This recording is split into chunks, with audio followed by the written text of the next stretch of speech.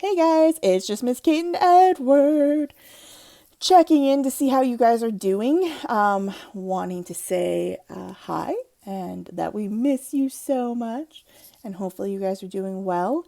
It's time for a story, so grab your snack, maybe one from the homework pack. You never know.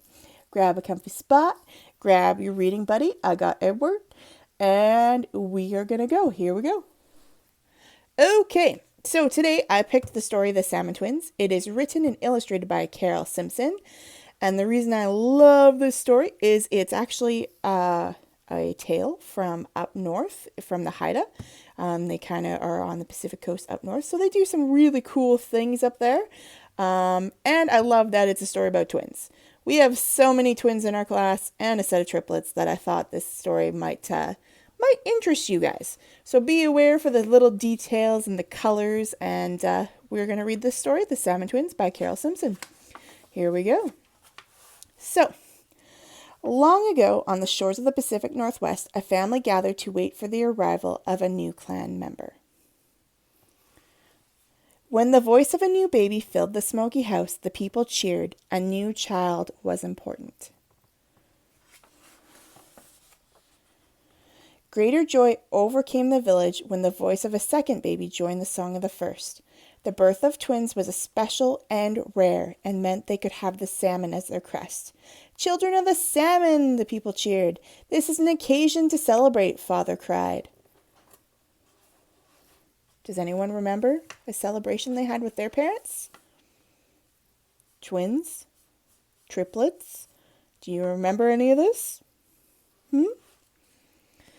The new boy and girl were a blessing to the village. The whole community gathered to welcome the Salmon Twins and to thank the heavens for their good fortune. The twins grew strong. Once they pulled the white dog's tail and tipped over the water baskets. When they found woodworm in the bottom of a box, both children wanted to hold it. They were surprised when Woodworm said, "Beware of your greedy ways."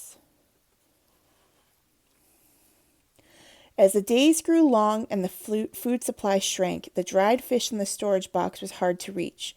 Only Mink, with his crafty ways, was full. With less food to share, the twins struggled and argued. Mother told the children, "This is not the way of the people," but the twins did not listen. Auntie told the children, "Stop your greedy ways and take the last fish to grandmother."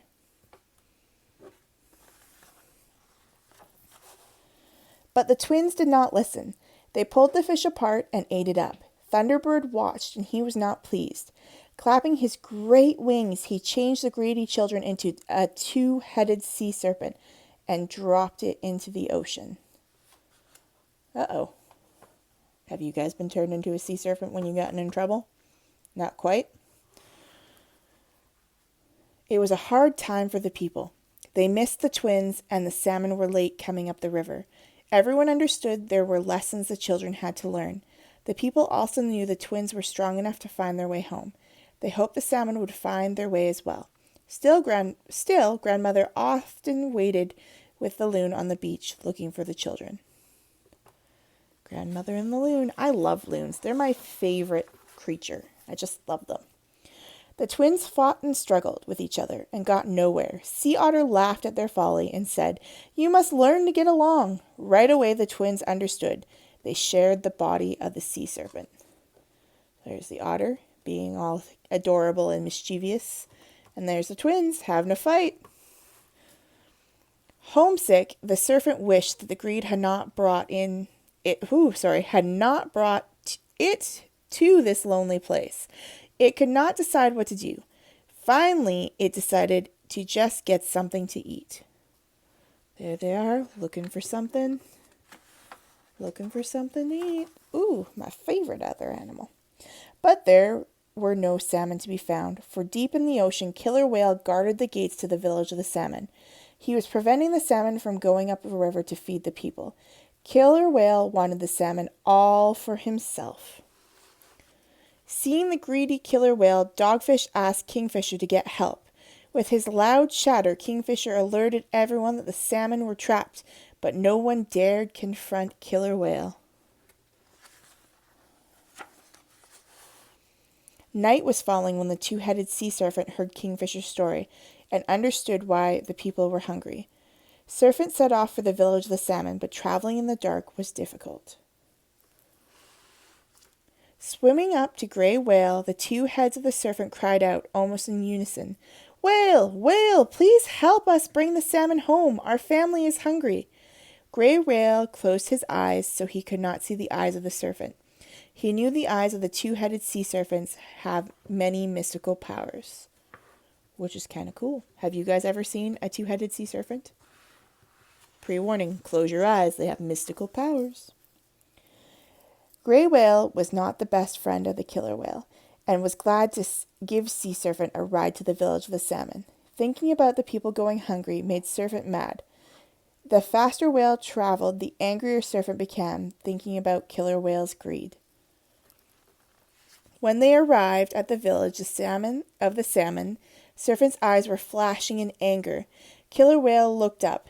The moment his eyes met the two-headed sea serpent's, Killer Whale turned into stone and fell to the bottom of the sea. Interesting. So if you see, their eyes connect. Grey Whale's in there too. And Killer Whale gets turned to stone.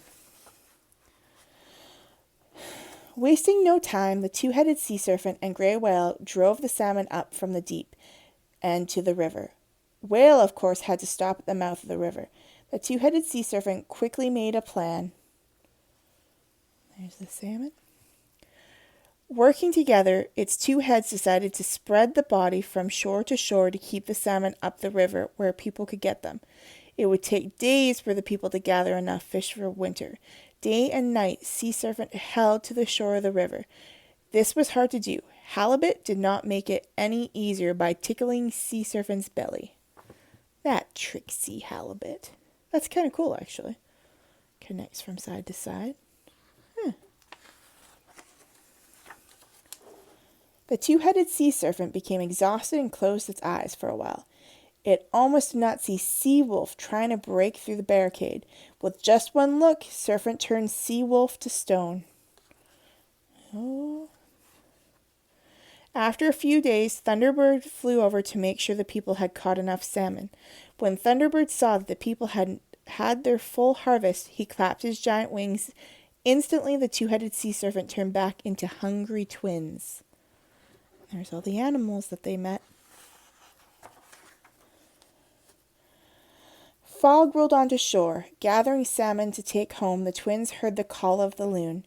"Watch out for the greedy one," called Loon. In the mist, they saw a big black rock move. It was Sea Lion, trying to grab their basket of fish, already very fat and full of salmon.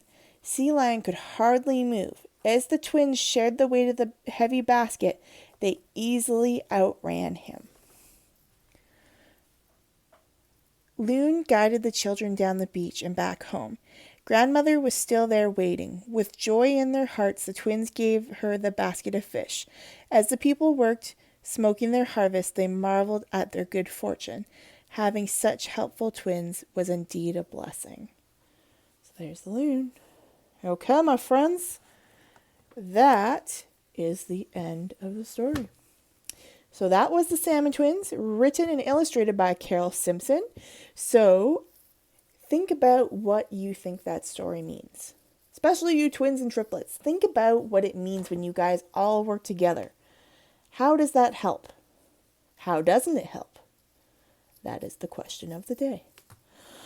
Okay, my lovely little grade 2s. I will talk to you later. Have a good day. Bye.